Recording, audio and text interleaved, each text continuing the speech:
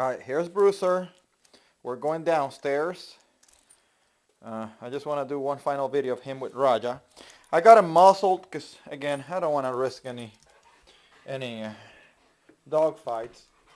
Rajah is at a downstairs. I brought Brusser because while I was getting my camera, I wanted to make sure he was under control. He's not fully finished to my standards. He is very anxious. He's a dog that I would put on ace-promycin for a little while. And I think Rajah broke his stay. I guess he's drinking water. Anyways, heel. Now I'm going to give Brusser a release command, which is going to be okay. And he's going to be coming with Rajah.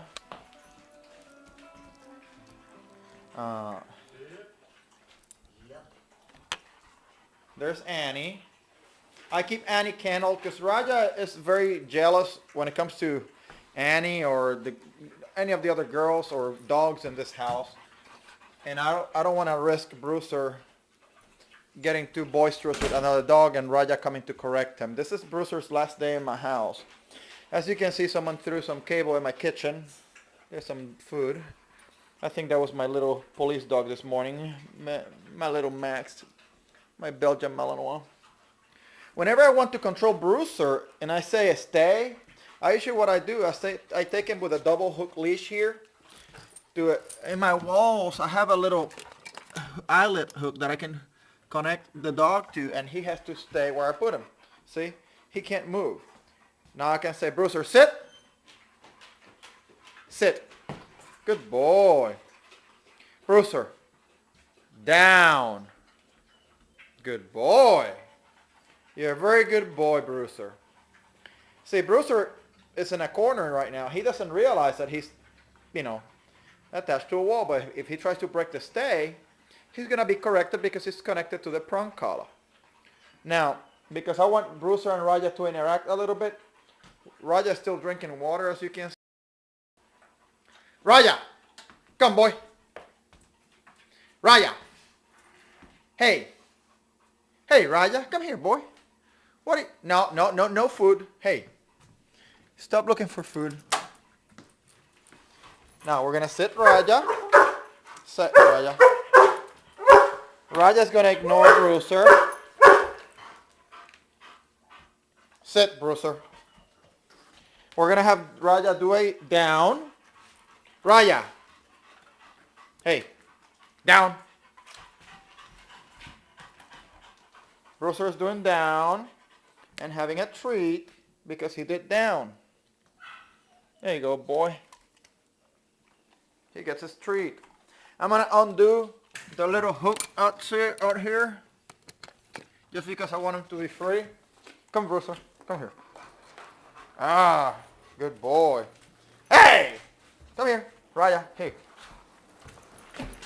Hey, Rajah. Brusser, quiet. Rajah, sit. Brusser, sit. Brusser, down. Down.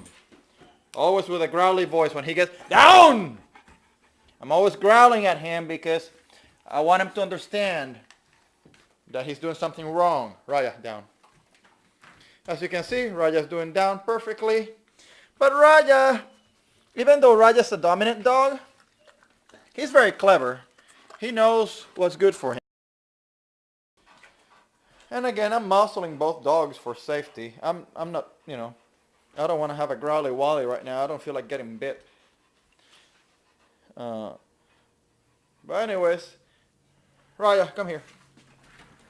We're going to have Rajah and Brusser side by side. Brusser, come here. We have Brusser. And we're going the dog to focus on the treat, not on the other dog. That way they understand that it's very pleasant to have the other dog nearby. And since they're focused on the treat, they're more focused into eating. And, I'm going to give the treat. Ah! See, Brusser jumping on me is very dangerous for his health because Rajah will correct him. So I want to avoid Brusser jumping on me. So I'm going to step on his leash. Gotta see, Brusser, Rajah is very, Rajah is like probably Annie and Rajah are my second in command in this house. I'm number one, Annie and Rajah are number two, so is Nikki. And actually, my police dog, Max, also known as Vinny, I consider him number three, maybe 2.5. He's above the shelter dogs, but or any stranger that comes for training. But at the same time, Vinny doesn't have the authority as Annie does, just because Vinny has a different job. Max, Vinny, he has two names. So here we go to Brusser, and again, both dogs are learning that being quiet next to each other has a reward. If the treat falls on the floor, Rajah stayed still. In other situations, dogs would get into the fight because of the treat being on the floor. But because I'm socializing them, and they know if they get into a squabble, it's going to be very, very ugly, because I'm going to be very, very angry. And doesn't mean I'm going to beat the dog physically, but I'm going to growl at the dog. And believe it or not, my dogs, any dog that comes to my house learns that me growling is something very, very bad. That's why, because usually when I train, I use a very soft voice, like sit, down, stay, come, so on. Now, when they disobey, I say the same command in a growly voice. Down. There you go. Brusser is in a down. And I want Rajah to do down. Down, Rajah. Down. Down, boy. Ah. Okay. Down. Down, Rajah. Rajah. Down, boy. Down. Down, boy. Down, Rajah. Good boy. Rajah hesitated a little bit, but here's Brusser, Rajah. As you can see, I have a leash on each one of them. On Brusser, I'm stepping on the leash so he doesn't jump on me, because again, that would be triggering Rajah to try to protect me or correct Brusser. I'm going to have them both do a stay side by side while I get a treat.